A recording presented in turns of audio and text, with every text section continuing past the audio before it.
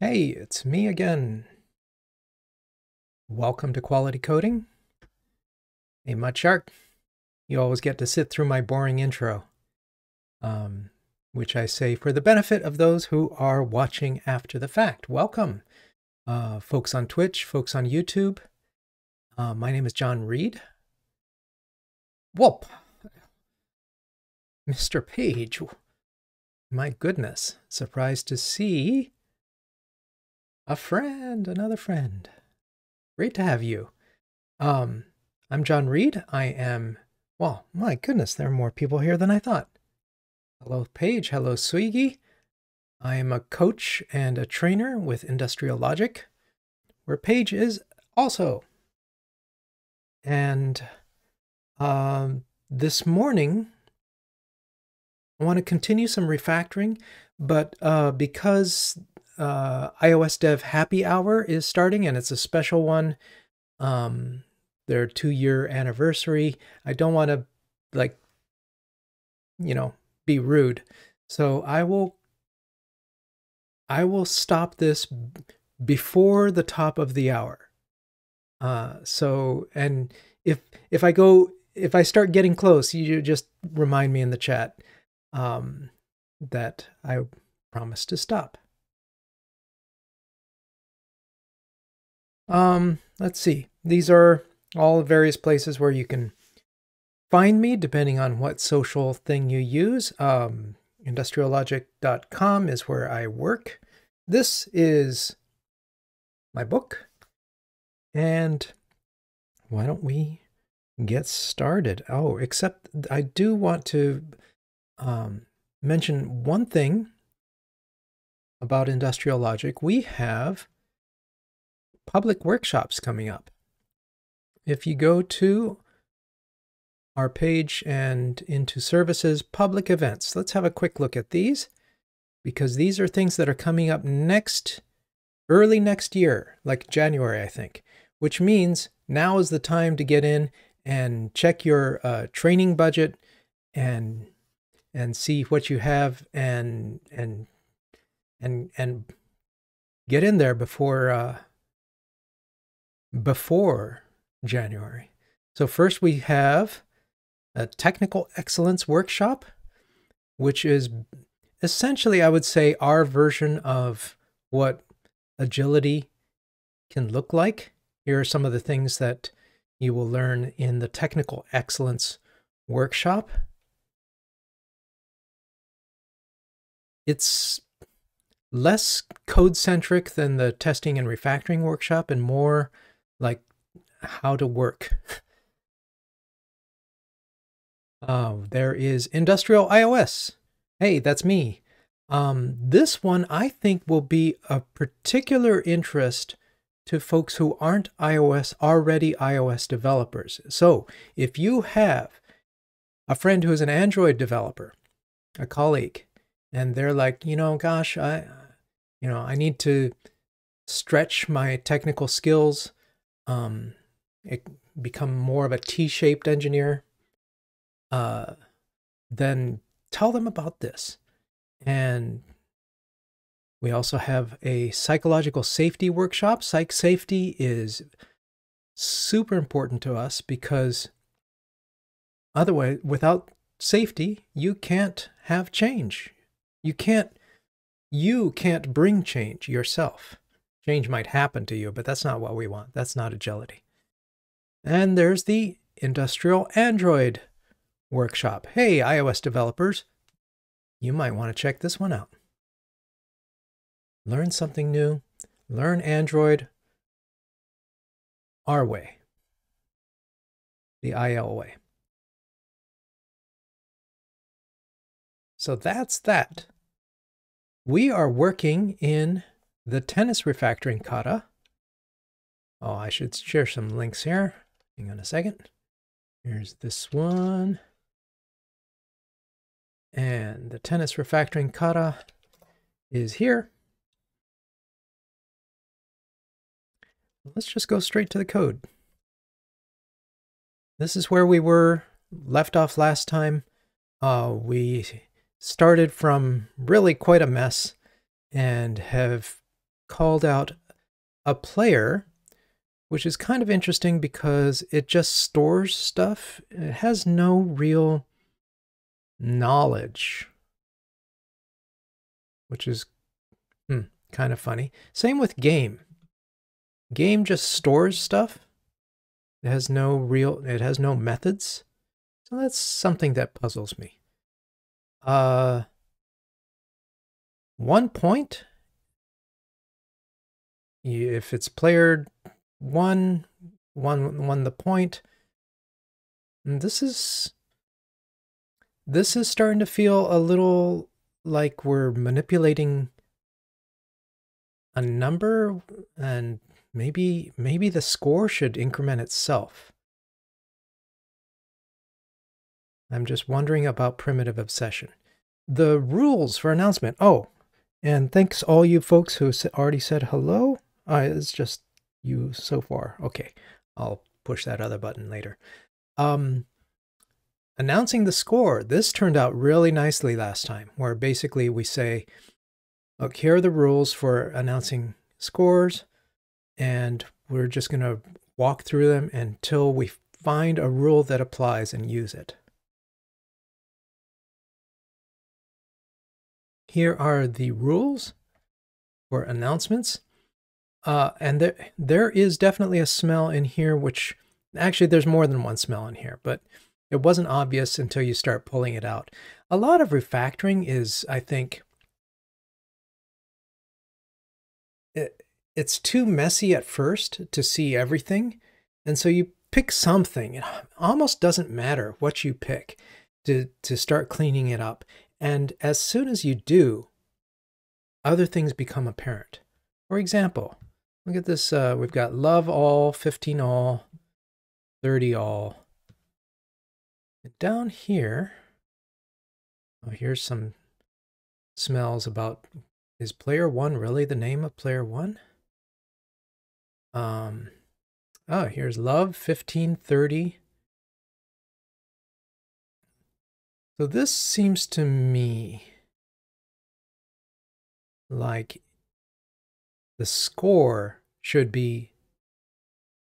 know what it's called. All of this should go away. That's my plan. What do you think? And feel free to chime in, questions, comments, disagreements.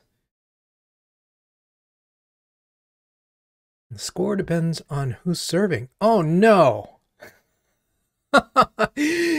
Oh, you're right. I don't know tennis, but I used to play a little ping pong just for fun. And you're right, it flips, right? It's the server. Oh. Not going to mess with that. Not going to change that. Wow, Mudshark. Well, so I am feeling like this. Ooh, what's this? I don't even know what that is. We'll get there. Let's go. We are using TCR, which is really ideal for refactoring in particular. You don't have to think about it. Unlike TCR, doing test-driven development with TCR, you have to kind of change how you approach TDD. But just as our quick demonstration of how test and commit or revert works, if I make a change and it's wrong, it goes away. If I make another change and it doesn't change the results, as long as the tests pass, it will commit, which you can see with the bar disappearing. So let's go to score. In fact, I'm going to use a trick. I'm going to start with a trick that GPaw mentioned about Kotlin, which I thought might be fun, which is we want a new type, the score type. And a quick way to get there Is this how it goes? So yeah, Paige, the kata comes with tests. In fact, there are 3 different versions of the game, each with different smells. And I'm working in one. I've never really tried the other 2. In fact, I think this is the first time I'm actually doing this refactoring. I've helped students through this before, but I've never done it myself. So here is score. So I didn't have to write any of the tests. They are full characterization tests. Here is my cheat to begin to say, let's have a score. It's the same as integer for starters. Let's see if this is used anywhere. I don't think it's passed anywhere. I don't think there are any other argument types that need to change. Okay, so that's just a little cheat. Now we can say, let's make this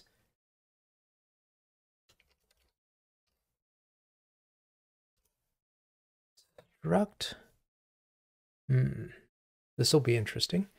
How can I do this in a way that doesn't break things? Maybe what I should do is start creating it like this so that I don't lose it. Basically, don't rip out the old thing yet. Just keep it there. Score 2 will definitely have a score. Let me just sort of pop this up here. Yep. Our old friend, parallel refactor, parallel change.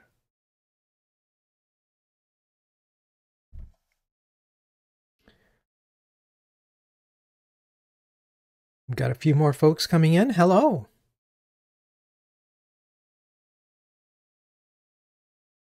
Thanks, Mudshark, for always sharing to encourage others to share where you are in the world. It's fun. So here's a change, and I wonder if I can start to use score 2. Like, is there a way I can swap this in somewhat seamlessly? I think what I could do is create an initializer.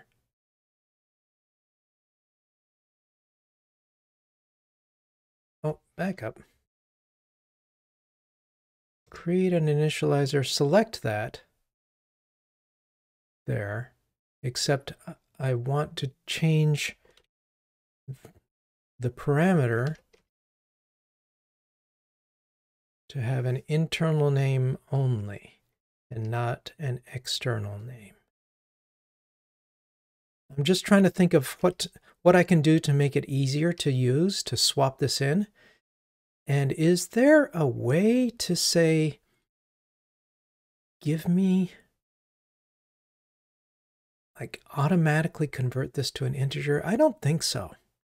So I think what I need to do is continue with the parallel idea. And I need to create score 2, like that. It's not happy about that?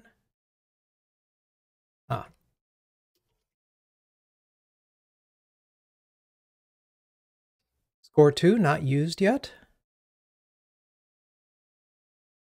Yeah, that's sort of what I'm wondering. Mudshark is, how much of this can I seamlessly slip in? And I don't know.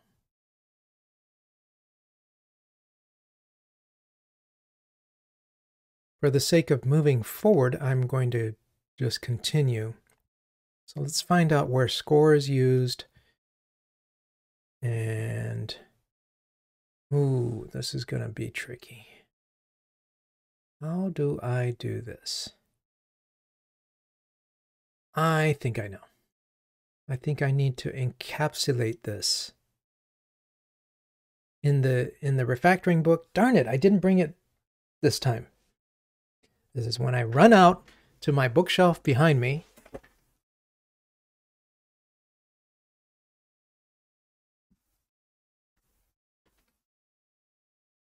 Get this.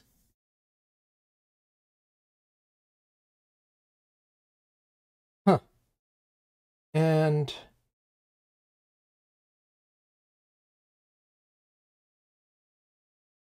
I'm so used to the first edition names, I still stumble over the second edition a little bit. But I think I'm looking at encapsulate variable. Basically, stuff that's directly accessing score shouldn't. It should go through something else. Let's see what encapsulate variable says. 132.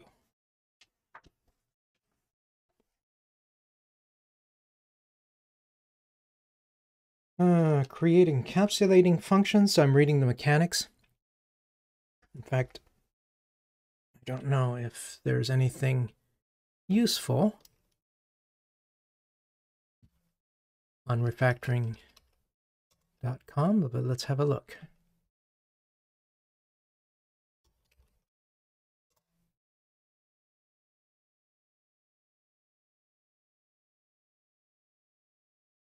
So this is an example of what I want to do. Let's see.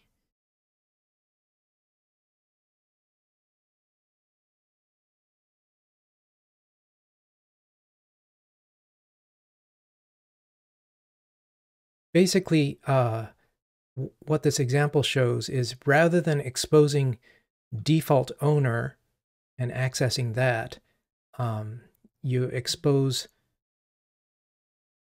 a function that and have it based, you know, everything is an extra step of abstraction away, right? That isn't, there's, whose rule is that? You can solve everything with another layer of abstraction. Is that the general rule of computing or something like that? And that's all we're doing here. So let's start there. And this is not unusual with refactoring, is to start with an idea and say, yeah, but wait, this first. Oh my gosh, David. That's what I was wondering. Thank you, Mr. David Ronquist. Good to have you. D. Ronquist. Expressible by integer literal. That is pretty cool. But let me start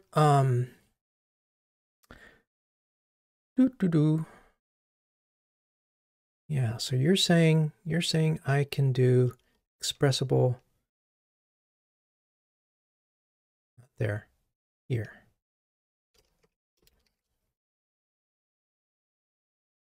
Expressible by integer literal. Very interesting. Let's just see what this looks like. And now if I implement that, that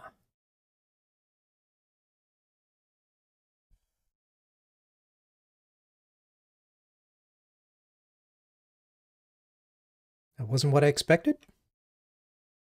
Oh, so that's to have an integer literal, create one from it. So it replaces this.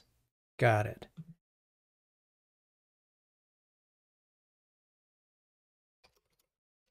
Like that? I think that's what you mean, David.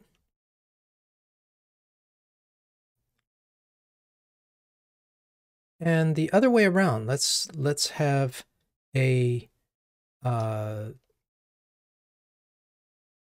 computed value.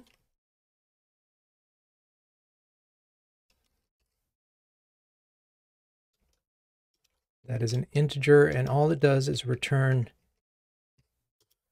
the score, And I'm doing this so that I can swap this out by renaming this to like value is pretty good.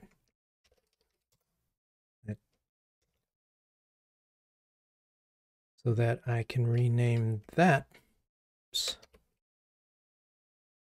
to score, something like that.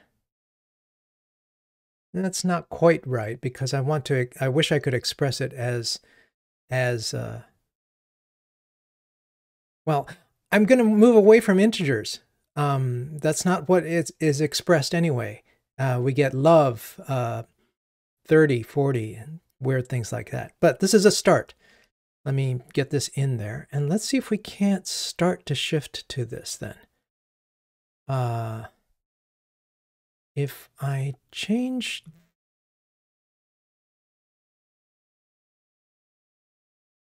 that,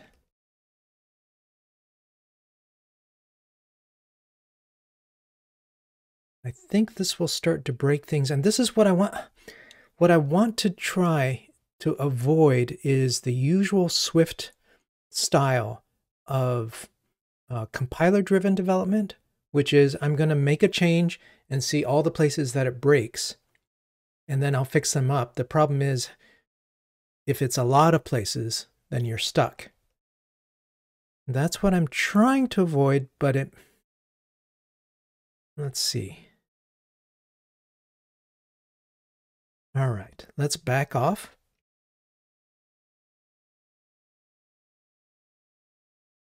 And that looks like something. Hey, didn't I change it back? Oh, I didn't quite change it back. There. This looks like something we can also encapsulate into a function.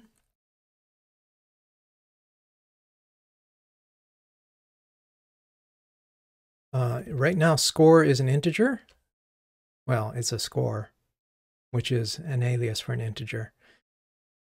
But what I will do is say game player one point. How about that? Things may move around, but here I'll say score, like increment the score. Oh, this will break. Shoot. I shouldn't have done that. Let me start again. Because it broke, it reverted everything I did. So let me try again. Game player one point. I'm going to delete this. That's what I failed to do. And inside of here, I should be able to say score. And let's see if that sticks around. There. That's it.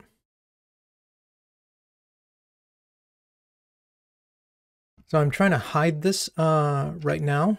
There's no place for this function to live inside of score, unless you know, it was an extension. I could make an extension on an integer, but it's all sort of messy for a little bit until we sort this out. All right, let's go back to where this is called and say game player two. This is already an improvement, even though I'm not using the other thing yet. The score two. This is an improvement for sure.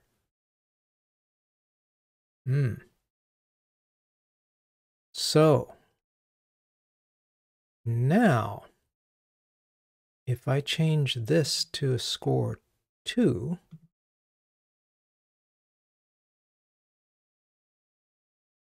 and I can say score value increment, what will happen?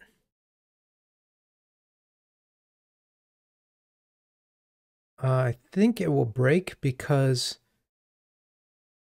that is, it will fail to compile because there are places that are trying to get score that won't be able to access it. Oh, all right. So step back. I want to avoid breaking things. Whoops. Let me undo these and get back. And what was the other place? Here we go.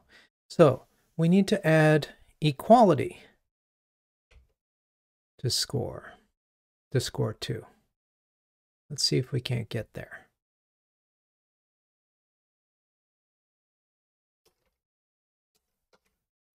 Equatable. It looks like it just picked it up because the only property it has is an int which is already equatable. Let me run tests here, and now I will. So you may be frustrated by what I'm seeing, what you're seeing, which is like I take a step and I think, oh, I'm going to move forward this way. And instead of plowing forward through the breaks, I step back and change it. Essentially, I'm doing on-the-fly Mikado method. The Mikado method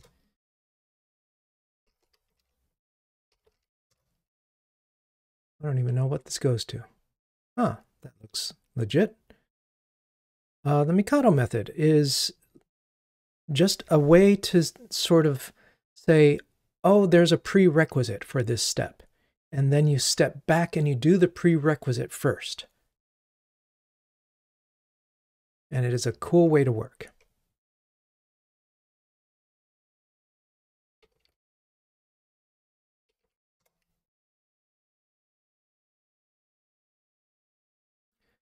So now let's step forward again. I'm going to change this to score 2. I'm going to increment the score value. And oh, here's some more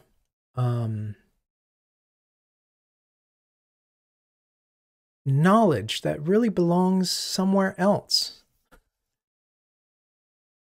All right. So once again, let me revert these changes. And we'll come here. Here's something else. Binary operator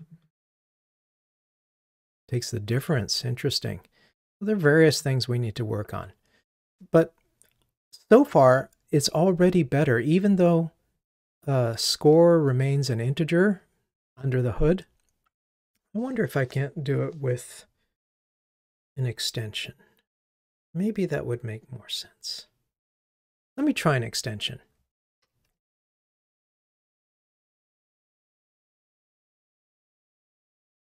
I'm thinking about point. This here. Like what if, can I say extension score? I can.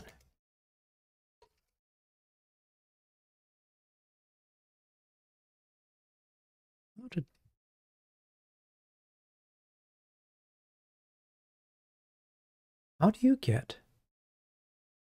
Okay, David. I'm on an extension of score, which is a type alias for integer. What's the value of it? And how do I change it?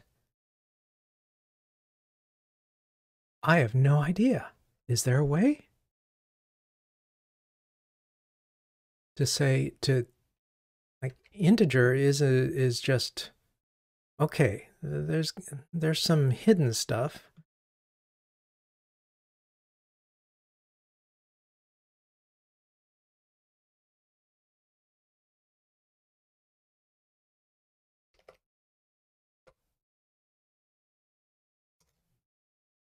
But I don't think I can do this.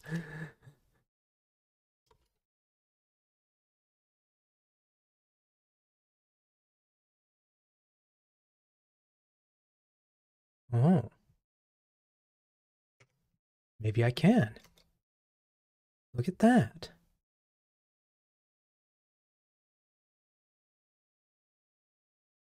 It compiles. So here's a question. Can I take the current point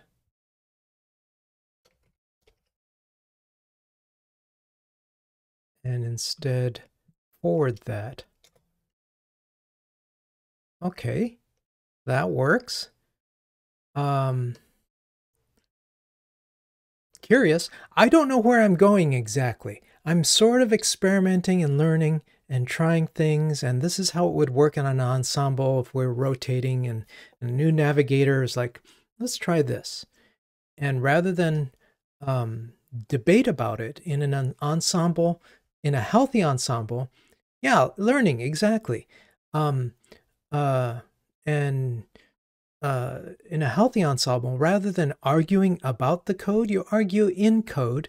That is, you say, here's an idea, and you can spend time debating it, or you can just code it up and see and learn in the process. I didn't know I could do this to an integer. So some of the other places that I'm interested in were not here.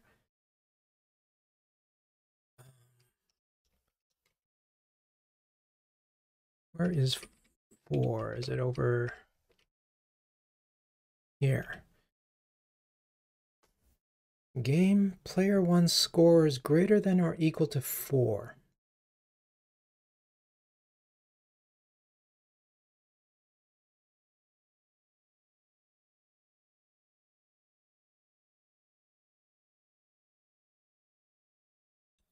I'm not sure how to express this domain idea because I'm not a tennis player, but it's like the minimum number of points to win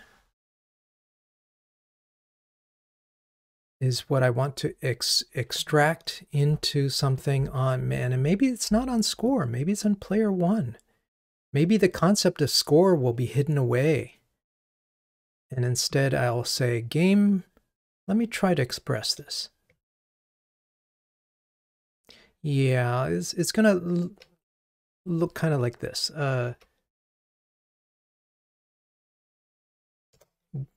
Game player 1 reach. This is too wordy.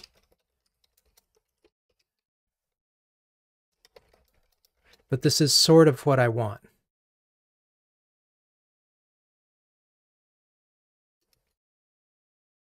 Or player 2. So that's sort of what I want.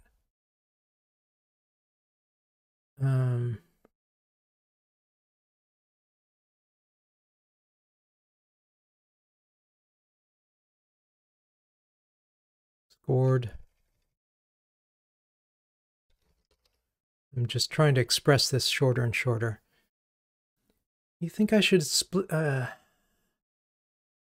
advantage or win first? You know what? I'll try that. Announce advantage or win.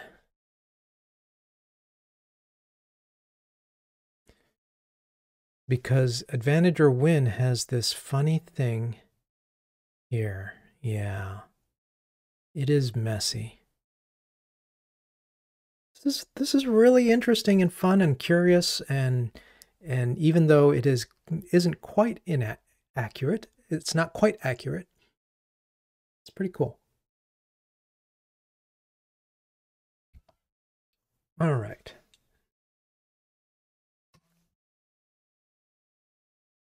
Win player 1, win player 2. Minus result. What a terrible name.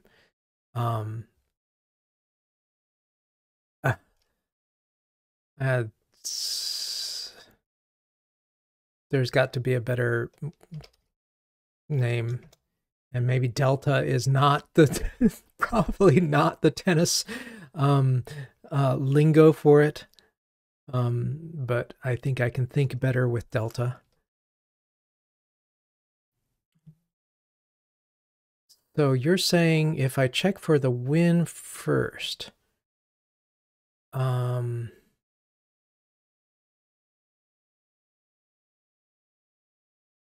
it's the difference between scores, and right now, the problem that Mudshark um, identified that we knew was sort of weird all along was when we extracted these rules. The other rules are really nice and tight.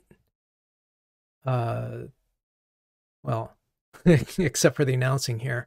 But as far as like, does it apply? Well, this one applies because it's the end of the chain. Tie score. Here, this one applies because they're tied. But this one is like, if either player has if either player has 4 points or more, then it goes through all this to decide if it's an advantage or a win. So, to break this out,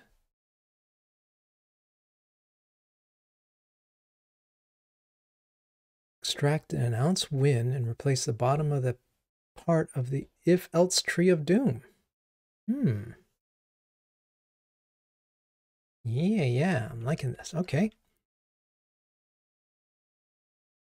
So you're saying maybe I need to rearrange this a little first? Because it should check for win first. I don't know.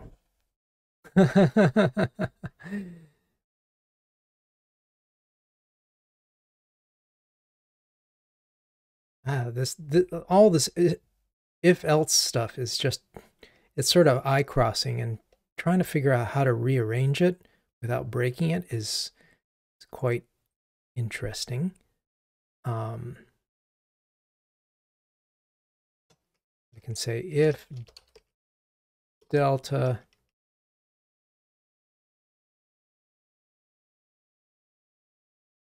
well, I can take this.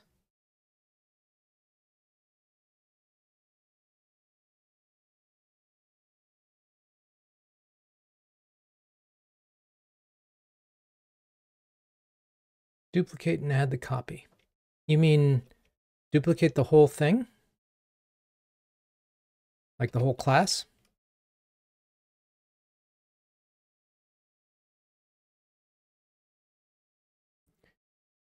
All right. Let's try this. So here's announce win.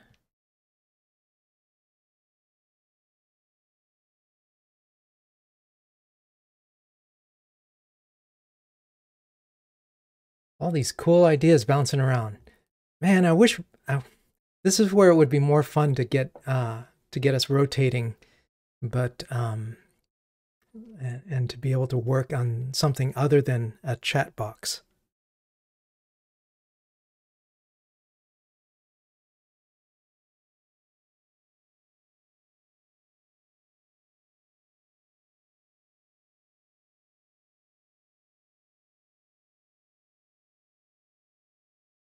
It's not the best to have work in an ensemble with a laggy chat.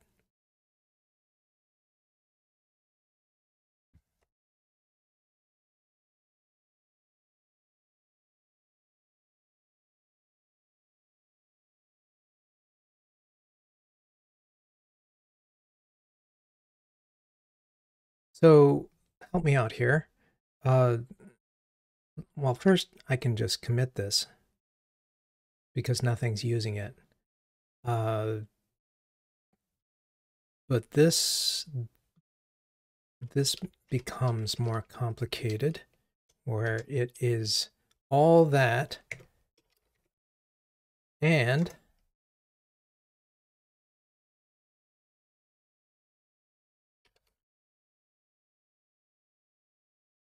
a bunch of early returns.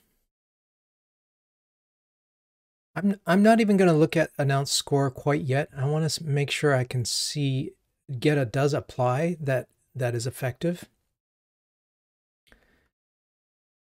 So let me first add a return statement here. And that should pass because nothing's calling it. Bring the delta, delta's awkward, difference.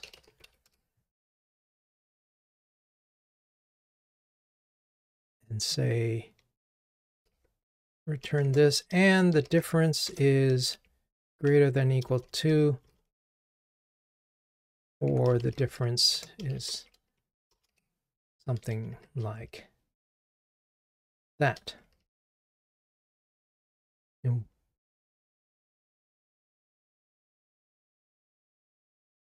In theory, I should now be able to slap announce win into the list of rules. Let's see if we can do this.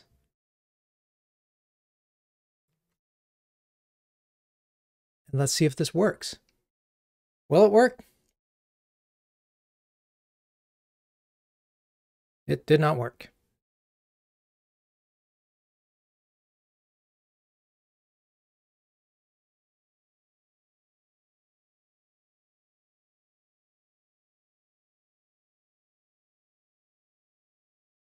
Struggle with does apply because I'm missing the domain term. Yeah.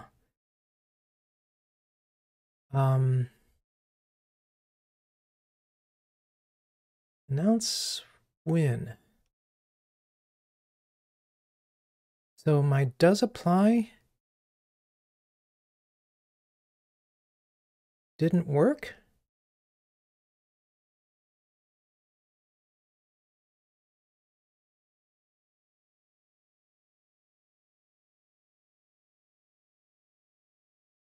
It's a question of where did it fail? Did it fail with the does apply or did it fail with the announcement?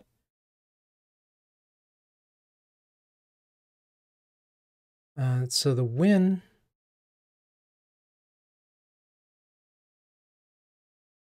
yeah. I am not sure. And let's find out. Let's find out. We can find out by putting it back in.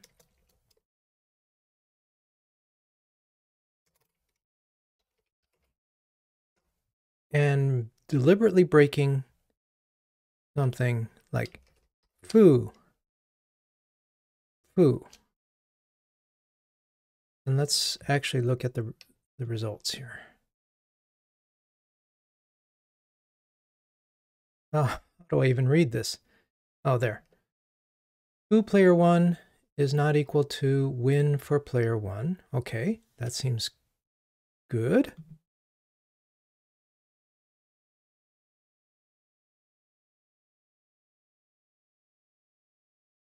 These all seem correct to me, or what I expected. Oh, this one. Advantage. So there is a problem in the rule. An advantage is sneaking in when it should only capture wins. All right. Well, can we figure out in a few minutes where things went wrong? How are we capturing the advantage?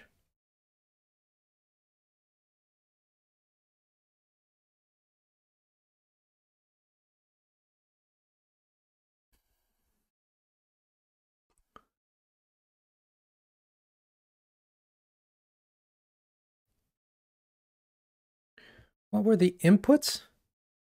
I mean, a whole bunch of stuff. I think it is pretty much a characterization test of type, some sort of.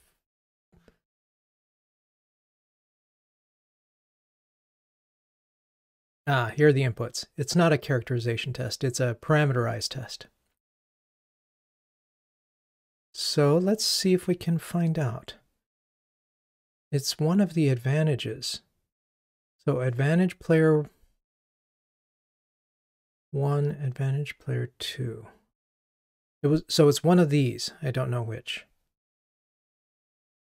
4, 3, 5, 4. All right, so let's say 5, 4. Isn't the win condition still in the if-else clause of doom? It is.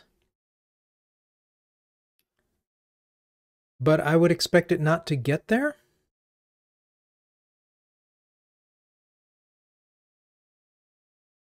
So it's all still here, but I would expect none of this to apply if we correctly do this, because it did say foo, which I changed these to foo, and that was for an advantage. Does apply. 4. So, for example, for 5, 5, 4,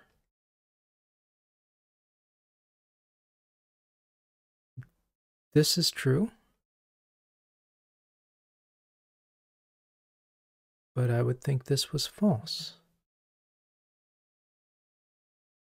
Oh, shoot.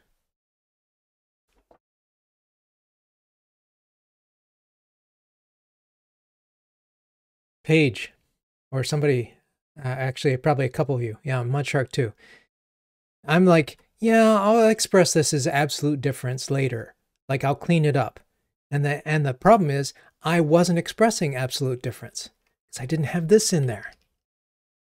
Yeah. All right, let's try again. Let us try again. Oops. Announce win. Let's see if this works. It does. Great. Hey, this is pretty cool. Let's get back to announcements and start cleaning this up.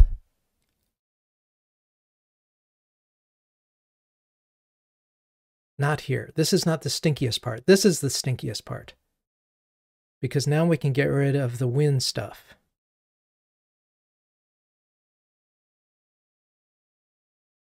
These go away. This becomes else. Like that. Yes. I'm going to rename this just to be similar. All right. That is much better. It's still gross. There are still things to clean, but that is better. This here.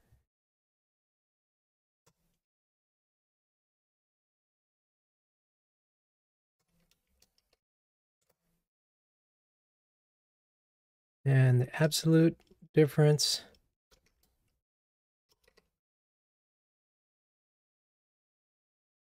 There we go. That was what I failed to do. Awesome. Aren't microtests amazing?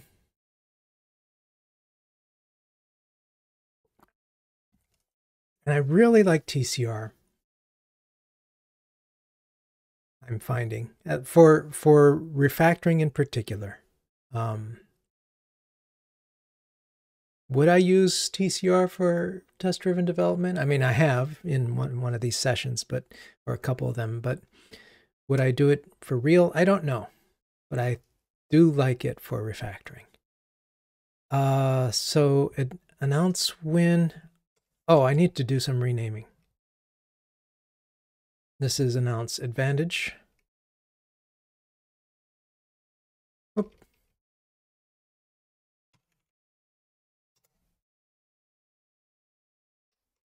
Nice. So now look at this. Announce tie, announce win, announce advantage, or just announce a regular old score. This is getting better. Thank you for the suggestions and the tips and your good eyes.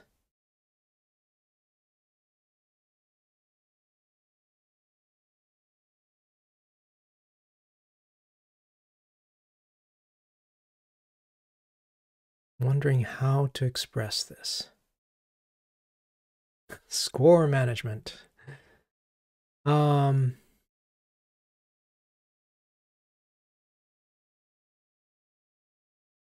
fact, when comes first, so let me pop that up above. So now it's above announce advantage. Just so that they come in the same order in the file. You know, when I was a kid working in Smalltalk, no, I wasn't a kid working in Smalltalk. I was a young man working in Smalltalk, and we didn't worry about files or where ordering things inside of a file, because that's not how the Smalltalk browser works. You say, I'm going to work in a class, and you see the class, and whatever file system stuff it's doing is hidden from you. If in fact it used a file system like that, I mean, it used something to store files, but what was it on the inside? I have no idea. They probably weren't called files at all, because they weren't.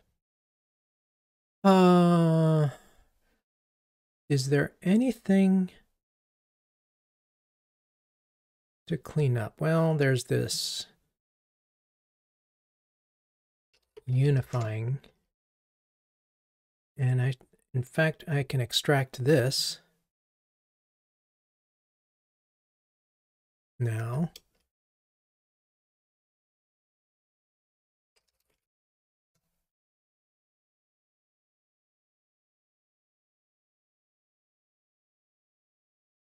Take a step, and then inline this.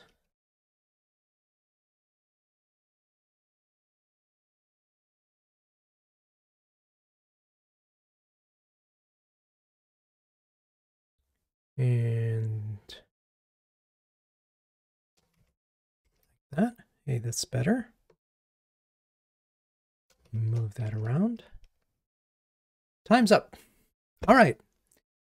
Hey, thanks for coming by. This was a lot of fun. This kata has a lot going for it. There are so many details, and I really enjoy it. Stuff that is I got from your input was like, as I'm going down this road, that maybe it's easier to come back to that. Like first, we detangled the announcements part, which might make all the scoring stuff a little easier. We will see. Thanks for coming. I will not be live coding for the next 2 weeks, so I will see you when I get back. Thanks again. For those of you who are watching after the fact, if you're watching on Twitch, hey, follow me. If you're watching on YouTube, give it a like and subscribe.